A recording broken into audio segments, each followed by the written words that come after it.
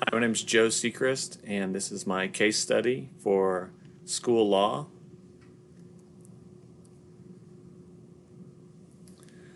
What happened was the school is called St. Regis, and it's located in the town called St. Regis, and it's a rural community. It's 25 miles from the large city. It's a very small business community. They had 2 grocery stores, some other small businesses, but the business community is pretty small. They do have, the center is a K-8 building. It houses 420 students. There's 2 sections per grade level with 2 special ed teachers, one for K4 and one for 4 to 8. And they are on a very tight budget since it is a smaller school. The money is really tight. After the students graduate from St. Regis, they would go be bused to a larger high school in the city that's 25 miles away. The staff of the school is Mr. Keith Sample. He's the principal there, and he's been there for 3 years. Mrs. Lynn is the librarian and computer lab supervisor. And Mrs. Williams is a 3rd grade teacher, and she's, quote, always taught at St. Regis. Mrs. Brandon is a 3rd grade teacher, and she's new to St. Regis this year. Mrs. Evans, she's the PTA president, and there is a very active PTA, and they do, like I said, the PTA does fund some fundraisers, and this year the issue is that they bought new computers to house a lab with 20 computers. Some new software was researched. After the research was done, they purchased the software. In an effort to save money and help the students of St. Regis, the librarian, Mrs. Lynn, while she was at school, made copies of software for multiple grade levels. She did this so that the teachers could use their computers in their classrooms, use the software on the computers in the classrooms. So the issue is whether this is legal or illegal.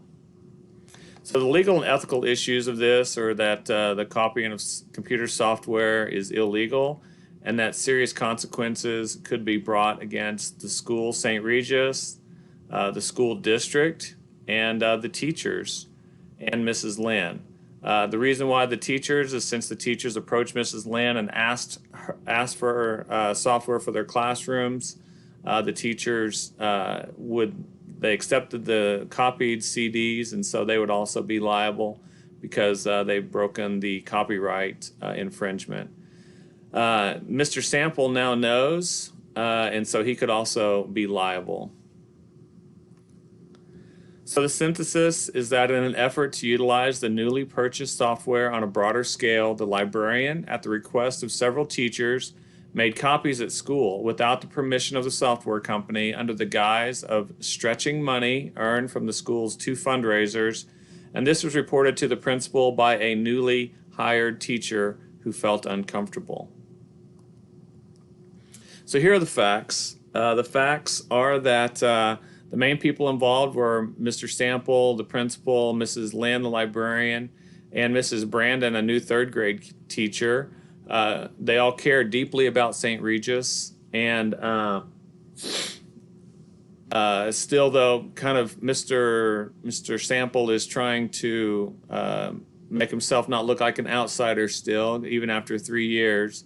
And I think part of the issue here is that the new teacher is the one who turned him in for the software infringement. And so Mrs. Brandon reports that copies of the software were given to her by the librarian. Mr. Sample then confronts Mrs. Lynn and tells her that her actions are illegal. Mrs. Lynn is not happy about this because she wants the students of St. Regis to succeed and do well. And she even mentions that she had the PTA president, Mrs. Evans, that she's not only pleased about this, but that she also helped copy some of the CDs for the teachers. So this place, the place this occurs is in a rural town, 25 miles from a large city. They're obviously thinking of ways to stretch their money because it's essential for survival with the meager budget that's allocated to St. Regis. The copying of software occurred in the school, in the library, and Mrs. Brandon lets Mrs. Sample know about this in his office. The program is that St. Regis is a public K-8 school with 2 sections per grade level. Like I said, there's no high school in town after grade 8. Students are bused to the high school in the large city, and that there was not enough money in the budget for a computer teacher, so the librarian is in charge of the library and the computer lab. So the stakeholders here are Mrs. Lynn. She knows the dire situation of the school and is trying to stretch the money from the 2 PTA fundraisers. The new teacher, Mrs. Brandon, she's new to the school. She has outsider thoughts, quote, outsider thoughts. She tells the principal that she's uncomfortable about receiving the copied software. The principal, Mr. Sample, he talks to Mrs. Lynn to let her know that she's putting the district and the school in jeopardy of fines and fees. The school district is also a stakeholder in this because the school district could be held liable for an employee illegally copying software. PTA, although Mrs. Evans is initially pleased with copying the software and even participates, it's unclear whether she knows if it is illegal to copy the material. And then the students are stakeholders as well. The students, while not doing anything wrong, lose out on time on the computers and learning. A tip here is that until more information can be gathered, the copying of software and the use of the copied software must be stopped. There may be fines or jail time if it continues. Also, the software company is a stakeholder. The software company is unknowingly involved in this. At some point, someone is going to have to let them know what's happened and come up with a possible remedy. So the options and possible consequences. Option 1 is make no decision and take no action. And if no decision is made, there might be possible future consequences for Mrs. Lynn, St. Regis, and the district, and Mr. Sample. Option 2 is to stop the copying of CDs and letting the stakeholders know what's happened, reading the license to make sure that this is illegal before moving forward, just making sure that you read all the fine print before kind of accusing someone, making sure that you know what the situation is and making sure that it is illegal. So I'd read the fine print in the license agreement. It's important to read the software moving forward.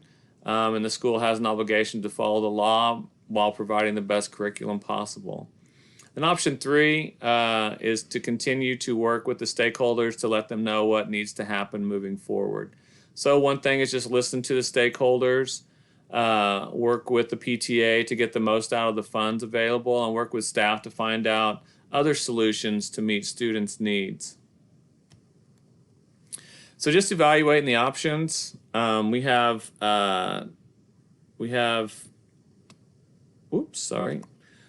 just the con is that the school district is liable for illegal copying the software, and more severe penalties may be handed out down the road. The pro for making no decision or taking no action is that teachers can use CDs in their classroom. No discipline for the administrator, so it makes the administrator's job nice and easy. Would stop copying and discipline the stakeholders. The con is that consequences for teachers, possibly from the software company, but definitely from the district. And another con is that there's not enough software to use in classrooms. A pro of this would be that the district's protected legally and that the staff has learned a valuable lesson. The last one here, stop copying and continue to work with stakeholders to discover other solutions. The con is that it just takes a lot of time. It takes a lot of time to discover kind of what needs to be done and what needs to happen as you go to different meetings and listen to stakeholders. And then with that, not all stakeholders may agree with the choice. And then the pro here is that it does build relationships and it lets St. Regis know the qualities of its leader, that it does have a leader that does care about St. Regis and wants to lead them well, but also lead them legally. So the best option, the best option is to train staff and work with them and PTA to determine software needs for the future and different ways that funds can be raised to meet those needs. And then the plan is that you're going to meet with Mrs. Lynn, have her stop copying CDs, and explain the reasons why this would protect her and the district from liability. Brief the staff on the situation and train them on copyright laws, and then meet with PTA and brainstorm ways to meet the needs of the students while using available funds. And then work with PTA to raise money for the future purchase of computers and software. So in conclusion, just finding acceptance while living and working in a small community is no easy task. Mr. Sample has worked hard for 3 years to change the perception that he is an outsider and prove that he cares for St. Regis as much as other staff members who have been there longer. While being a distance from a large city can give the impression that the school is off-grid, the reality is that laws and regulations do not stop at the town border. The struggles that this small town, small school has had to endure and work through has made the staff a cohesive group. Mr. Sample will have to navigate the landmines as he follows the law and while helping the students succeed and become law-abiding citizens. Giving the PTA and staff a voice in this matter will go a long way towards maintaining the relationship that is helpful for building leaders to continue to lead successfully. Thank you.